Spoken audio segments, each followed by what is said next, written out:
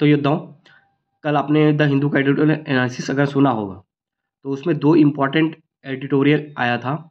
सबसे फर्स्ट था हमारा कि जो जजों की अपॉइंटमेंट होती है हमारे देश में, जो स्वतंत्र न्यायपालिका है, उसके लिए उनकी जो नियुक्तियां होती है उनके लिए स्वतंत्र एक कलेजियम सिस्टम इस्टेब्लिश्ड है, जो जज ही अपने जजों की नियुक्ति करते हैं। तो उसके लिए आप एक क्वेश्चन बना लो कि भारत में जजों की नियुक्ति के लिए कलेजियम सिस्टम की प्रणाली क्या है। ये आपके क्वेश्चन होंगे आज के। भारत में जजों की नियुक्ति के लिए कलेजियम प्रणाली के बारे में लिखना है आपको। तो आप उस बारे में कल अगर सुने होंगे तो सर ने बहुत अच्छे से एक एक एस्पेक्ट्स को कवर किया था, जो आपको किसी क्लास में भी नहीं समझाया जा सकता कि 1992 से पहले कैसे होता था, फिर फर्स्ट जज केस, सेकंड जज केस, थर्ड जज केस 1998 में। पहले एक चीफ जस्टिस, फिर 2 जज एक कलेजियम सिस्टम में होते थे। फिर थर्ड जज केस में कि 1998 में क्या हुआ, एक चीफ जस्टिस और 4 अन्य सुप्रीम कोर्ट के जस्टिस होंगे, उनसे मिलके एक कलेजियम बनेगा और वो जजों की नियुक्ति करेंगे। तो जज ही अपने जजों की नियुक्ति करते हैं, ये कलेजियम सिस्टम होता है। इसके अगेंस्ट में 2014 में एक इसमें पार्शलिटी लाने के लिए नेशनल जुडिशियल अपॉइंटमेंट कमीशन, राष्ट्रीय न्यायिक नियुक्ति आयोग की गठन की गई थी। 99 कॉन्स्टिट्यूशन अमेंडमेंट एक्ट के द्वारा 2014 में ये लाया गया था। प्रेसिडेंट ने इसमें साइन भी कर दिया था, लेकिन ये सुप्रीम कोर्ट में जुडिशियल रिव्यू के लिए गया और जुडिशियल रिव्यू के द्वारा सुप्रीम कोर्ट ने इसको अनकॉन्स्टिट्यूशन पाया, असंवैधानिक पाया और इसको नलिफाई कर दिया और ये एक्ट क्या हो गया, 0। तो ये एक्ट 0 होने के बाद नेशनल जुडिशियल अपॉइंटमेंट कमीशन में क्या था, एक कमिटी बनता जिसमें chief justice, prime minister, president और बहुत सारे लोग मिल के जजों की नियुक्ति करते। अभी क्या सिर्फ जज ही जज की नियुक्ति करते? तो उसमें क्या होता है, भाई भतीजावाद वाला बहुत फंडा आता है कि 5 जज हैं वहाँ पे कलीजियम में, तो पांचों जज अपने अपने एक एक बंदों को बैठा दिए और उनको अपना जज बना दिए।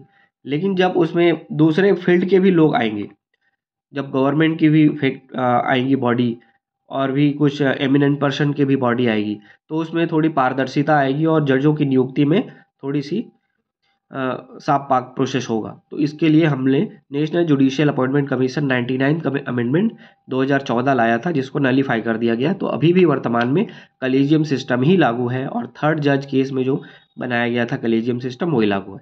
तो उसको आप डिटेल में समझे होंगे कल। आज लक्ष्मीकांत की बुक भी खोलिए सर्वोच्च न्यायालय का, और कलेजियम सिस्टम उसमें भी पढ़िए और कल जो आपने पढ़ा है उसको भी देख के आपको इसका आंसर लिखना है। उसके बाद सेकेंड आर्टिकल था जनधन, प्रधानमंत्री जनधन योजना।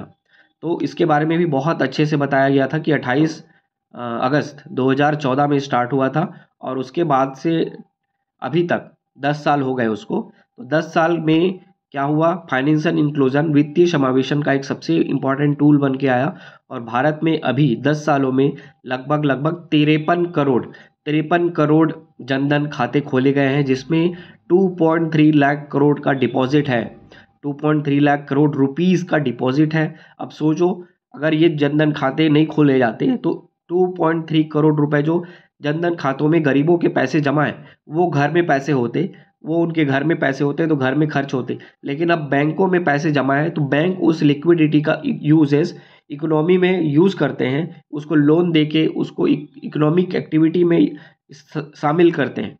तो ये देखो कितना बड़ा इम्पैक्ट है कि जनधन खातों में 2.3 लाख करोड़ रुपए जमा है, जिसको बैंक यूज़ कर रहे हैं अपनी इकोनॉमिक एक्टिविटी बढ़ाने में।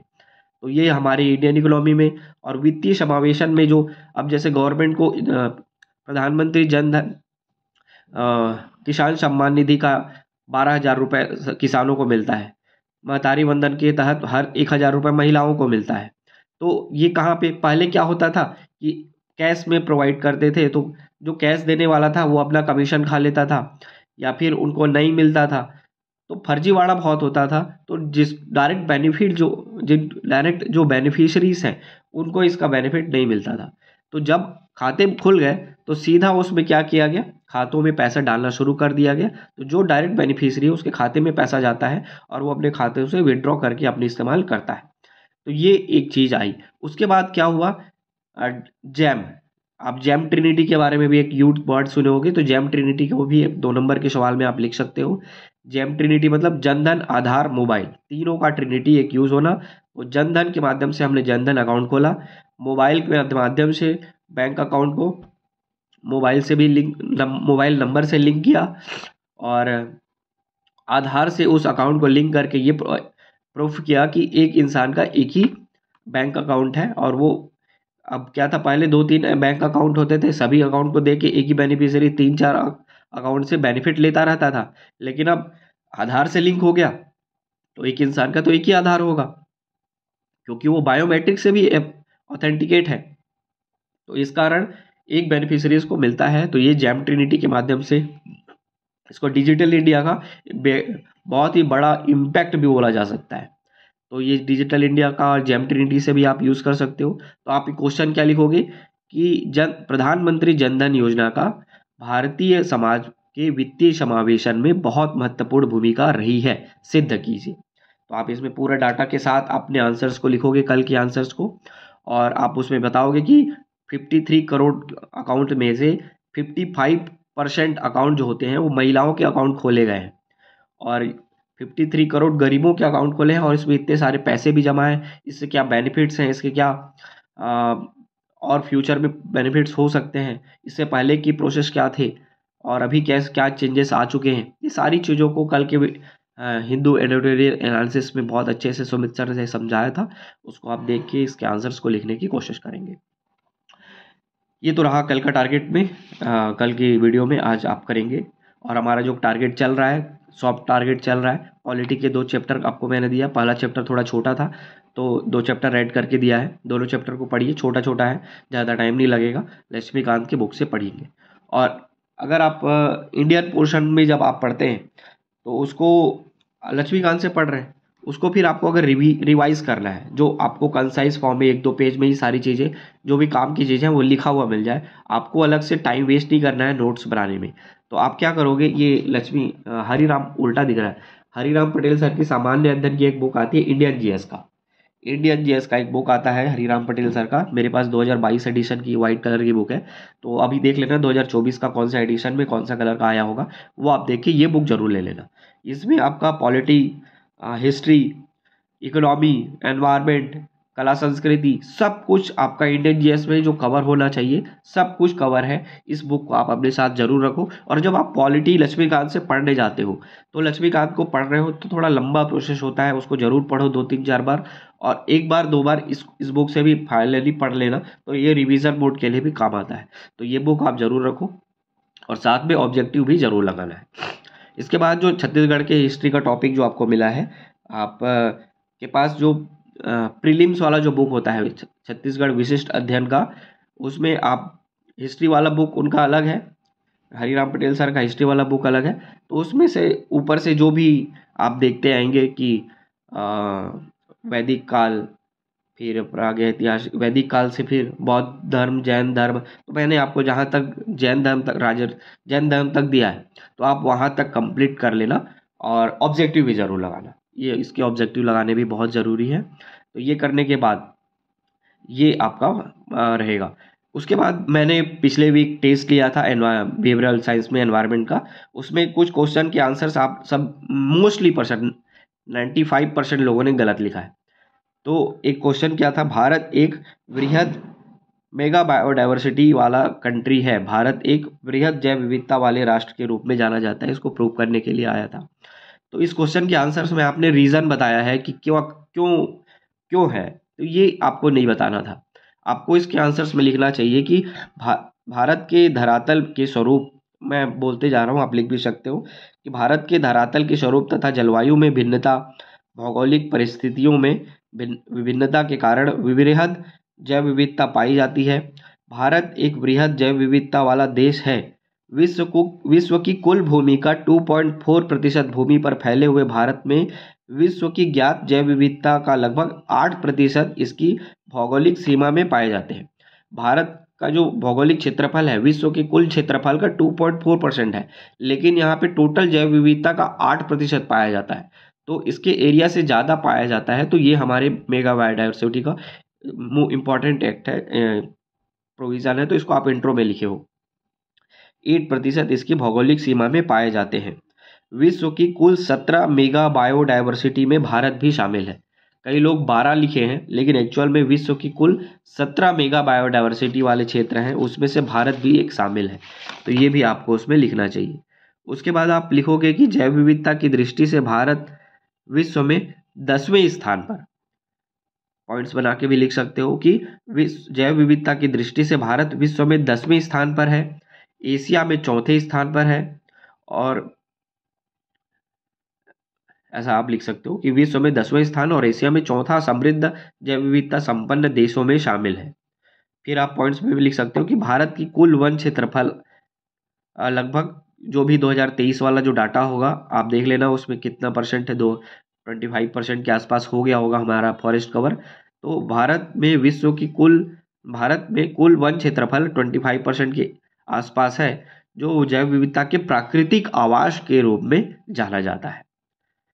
मैंग्रोव वनस्पति का एरिया भी आप लिखोगे जो 5000 स्क्वायर किलोमीटर के आसपास। 2023 का फॉरेस्ट रिपोर्ट आप देखना, उसमें फॉरेस्ट कवर कितना परसेंट है वो आप देखना, और मैंग्रोव का क्षेत्रफल कितना है वो भी आप देखना कि लगभग 5000 वर्ग किलोमीटर होगा, जो कि कुल दुनिया का क्षेत्र मैंग्रोव का 3.3% कवर करता है। फिर आप बता सकते हो भारत की जैव विविधता क्षेत्र के बारे में एक फ्लो चार्ट बना सकते हो, जिसमें आप पहला लिख सकते हो हॉटस्पॉट, जिसमें 4 हॉटस्पॉट के नाम लिख सकते हो। फिर समुद्री जैव विविधता एक दूसरा टेबल बनाए, पहला हॉटस्पॉट, दूसरा समुद्री जैव विविधता। समुद्री जैव विविधता के बारे में आप क्या क्या लिख सकते हो, एक होता है वहाँ पे मैंग्रोव मिलता है, एक एस्चुरी मिलता है, और एक कोरल मिलता है, कोरल रीफ, प्रवाल भित्ति जिसको बोलते हैं हिंदी में, ये मिलता है। फिर आप थर्ड में आप फ्लो चार्ट में आप थर्ड पोर्शन में आप लिख सकते हो कि जैव भौगोलिक क्षेत्र बांटे गए हैं, 10 जैव भौगोलिक क्षेत्र बांटे गए हैं, इसके बारे में लिख सकते हो। उसके बाद आप हॉटस्पॉट को एक्सप्लेन कर सकते हो। फिर आप बता सकते हो कि भारत में 7 प्राकृतिक स्थल हैं, यहाँ पाई जाने वाली जैव विविधता के कारण इसका चयन यूनेस्को की विश्व धरोहर सूची में शामिल किया गया है। 7 प्राकृतिक स्थल जिनका चयन यूनेस्को की विश्व धरोहर सूची में शामिल किया गया है। कुछ नाम आप इसमें एक्सप्लेन कर सकते हो, केवलादेव राष्ट्रीय उद्यान राजस्थान, काजीरंगा राष्ट्रीय उद्यान असम, मानस राष्ट्रीय उद्यान असम, नंदा देवी उत्तराखंड, सुंदरबन बंगाल में, तो ये इसको भी थोड़ा सा आप एक्सप्लेन कर सकते हो। फिर आप बताओगे कि यूनेस्को ने जैव विविधता संपन्न देशों में man and biosphere reserve, UNESCO ने 1971 में MAB कार्यक्रम के तहत, मैन एंड बायोस्फीयर कार्यक्रम के तहत बायोस्फीयर रिजर्व बनाते हैं, और उसके तहत भारत में 18 बायोस्फीयर रिजर्व हैं। और उसके बाद एक नेक्स्ट हेडिंग आप डाल सकते हो वेटलैंड, आर्द्र भूमि के हेडिंग डाल सकते हो, कि बता सकते हो कि भारत में अभी आर्द्र भूमि जो वेटलैंड्स हैं उनकी संख्या 85 हो चुकी है, तो 85 वेटलैंड्स हैं हमारे यहाँ। फिर आप ये भी बता सकते हो। उसके बाद आप बताओगे कि पश्चिमी घाट कितना रीच है, वो तो आप हॉटस्पॉट वाले पोर्शन में जब एक्सप्लेन करोगे चारों के बारे में तो आप उसमें आप आओगे। उसके बाद अंतिम में आप कंक्लूज वाला पोर्शन जो 2 लाइन में कंक्लूड लिखोगे, उसमें आप बताओगे कि इस तरह हम देखते हैं कि भारतीय जैव विविधता को राष्ट्रीय और अंतर्राष्ट्रीय स्तर पर मान्यता मिल चुकी है। इन्हीं विशेषताओं के कारण भारत को वृहद जैव विविधता राष्ट्र के रूप में जाना जाता है। तो ये आपको जरूर लिखना चाहिए, इस तरीके से ही आपको लिखना है। आपने उसमें अधिकतर लोगों ने कारण बताया है कि क्यों जैव विविधता संपन्न राष्ट्र है, तो ये नहीं करना है। तो मैंने आपको मॉडल आंसर बताया है, उस तरीके से आप लिखो। कंटेंट भी मैंने अच्छे से बताया है, और ये आपको लिख लेना है, कॉपी में फिर से लिखो।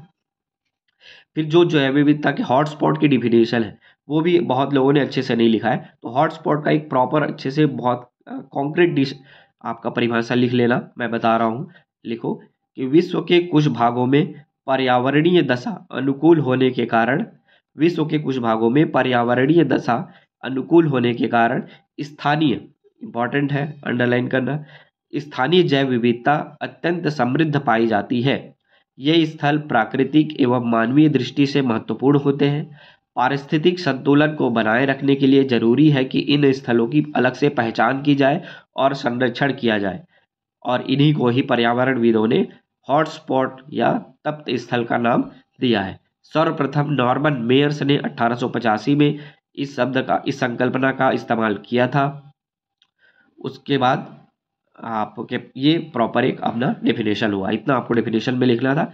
स्पेस हुआ तो मापदंड में आप बता सकते हो कि वहाँ पे 1500 से ज़्यादा स्थानीय प्रजातियाँ होनी चाहिए, 70% से अधिक प्राथमिक वनस्पतियाँ प्रतिस्थापित हो चुकी होनी चाहिए, एक पारिस्थितिक संतुलन की स्थिति दिखाई देनी चाहिए, मानवीय गतिविधियों के कारण पारिस्थितिक संकट की संभावना हो। ये कुछ 4 मापदंड हैं उसके, या आप स्पेस हो तो लिख सकते हो। उसके बाद आप तो एक्सप्लेन करोगे, मैप बना के उसको रिप्रेजेंट करोगे, तो ये चीज़ें आपका रहेगा। इस तरीके से आप उसको एक्सप्लेन करोगे। तो आज के लिए मैं इतना ही रखूँगा। क्वेश्चन मैं नहीं पूछ रहा हूँ क्योंकि वीडियो बहुत लंबा हो गया है। यूजुअली मैं 10 मिनट से ज़्यादा बनाता नहीं, लेकिन अभी 15 मिनट का वीडियो बन चुका है। तो जो भी क्वेश्चन है आप उसको करेंगे। मुहावरा जो है 3 पेज और बढ़ाइए, रिवीजन मोड कर रहे हैं हम लोग तो मुहावरा को और करना है। तो हम लोग साइंस के पहले चैप्टर में रिवीजन कर रहे हैं। यूनिट 1 जो भी है आपका केमिस्ट्री का, मैंने नोट्स भेजा है, उसको देखिए, उसको पढ़िए और 3-4 बार उसको बस पढ़ना है। हमने पढ़ भी लिया है, नोट्स भी बनाया था, हमने आंसर राइटिंग भी किया था। तो अब क्या कर रहे हैं हम लोग, रिवीजन कर रहे हैं। तो आपको यूनिट 1 एक ही यूनिट पढ़ना है, आधा ज़्यादा से ज़्यादा आधा घंटा लगेगा। 5 बार पढ़ने का प्रयास करिए, 2 घंटा लीजिए भले ही, और उसको कंप्लीट करने की कोशिश करेंगे। तो इस तरीके से आज का टारगेट रहेगा। बहुत एनर्जेटिक रहेंगे, मैं खुद एनर्जेटिक हूँ आपको देख के, और बहुत अच्छे से पढ़िए। कल मिलेंगे एक नए टारगेट के साथ। आज के लिए थैंक यू।